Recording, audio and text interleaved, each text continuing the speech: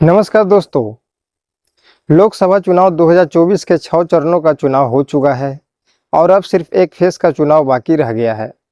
देश की जनता ने लगभग यह तय कर लिया है कि भारत में अगली सरकार किसकी बनेगी और कौन प्रधानमंत्री बनेगा। नरेंद्र मोदी एक बार फिर प्रधानमंत्री बनेंगे या नहीं। बीजेपी और विपक्षी गठबंधन इंडिया दोनों अपनी अपनी जीत का दावा ठोक रहे हैं।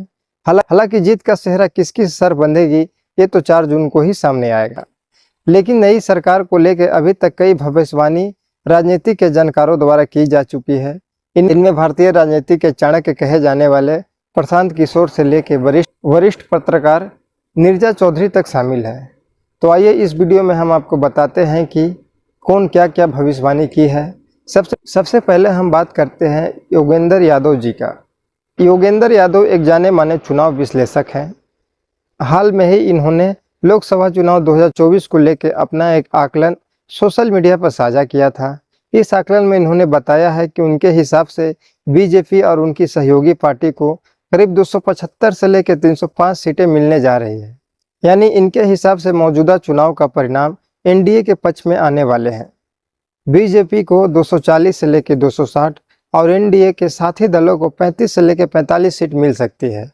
और इनके अनुसार पीएम नरेंद्र मोदी एक बार फिर देश के सत्ता संभालने जा रहे हैं। अब बात करते हैं प्रशांत किशोर के बारे में।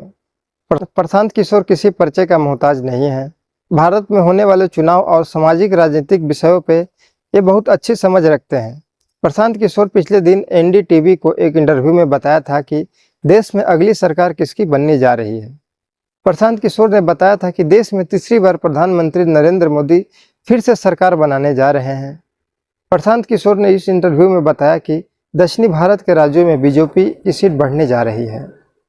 अब बात करते हैं नीरजा चौधरी की। एनडीटीवी के स्पेशल शो बैटल ग्राउंड में एनडीटीवी के एडिटर इन चीफ संजय पुगुलिया से बातचीत के दौरान वरिष्ठ पत्रकार नीरजा चौधरी ने बताया कि विपक्ष भाजपा और मोदी सरकार पर हावी होने में सफल नहीं रहा।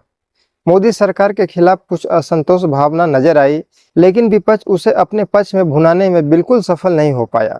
नीरजा चौधरी आगे कहते हैं कि देश में इस बार मोदी लहर भी देखने को नहीं मिली।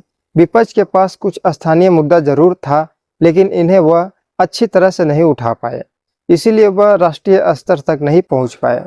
विपक्ष इन मुद्दों को लेकर लड़ता हुआ नजर तो आया, लेकिन उसे जीत दिलाने में कारगर नहीं दिख रही है।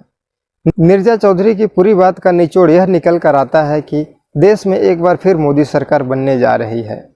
अब बात करते हैं संदीप शास्त्री जी का। सीएसडीएस लोकनीति के संदीप शास्त्री ने बताया कि राष्ट्रीय स्तर पर तो इस बार देश में मोदी लहर देखने को नहीं मिली, लेकिन राज्य में छोटी छोटी लहरें जरूर हैं। राज्यों में मोदी हवा के झोंके जरूर चल रहे हैं। इसका परिणाम 4 तारीख को नजर आएंगे।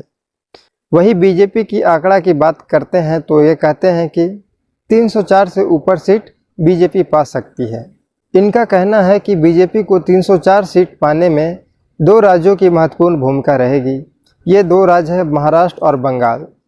जो भी हो, संदीप शास्त्री ने इशारों में बता दिया कि देश में एक बार फिर मोदी सरकार आएगी। अब बात करते हैं दिल्ली के सीएम अरविंद केजरीवाल के। दिल्ली के मुख्यमंत्री अरविंद केजरीवाल ने पिछले दिनों एक टीवी इंटरव्यू में बताया था कि बीजेपी को लोकसभा चुनाव में कितनी सीट मिलने जा रही है। उन्होंने कहा था कि देश में इस बार मोदी सरकार नहीं बनने जा रही है। केजरीवाल ने बताया कि इस बार इंडिया अलायंस को 300 सीट मिलने जा रही है। वही बीजेपी की सीटें पूछने पर उन्होंने बताया कि सिर्फ 220 सीटें ही मिलेगी। यानी उनका कहना था कि इस बार विपक्षी गठबंधन की सरकार बनने जा रही है। साथ ही साथ सीएम केजरीवाल ने बताया कि दिल्ली में 7 सीटों पर इस बार कांग्रेस और आम आदमी पार्टी का कब्जा होगा। लेकिन वही बीजेपी की सीटों को लेकर केजरीवाल और अखिलेश यादव की अलग अलग भविष्यवाणी निकली। समाजवादी पार्टी के प्रमुख अखिलेश यादव ने दावा किया है कि बीजेपी को 150 सीट से ज़्यादा नहीं मिलने जा रही है। एक प्रेस कॉन्फ्रेंस के दौरान अखिलेश यादव ने कहा कि देश के 140 करोड़ जनता इस बार भाजपा को 140 सीटें देने जा रही है।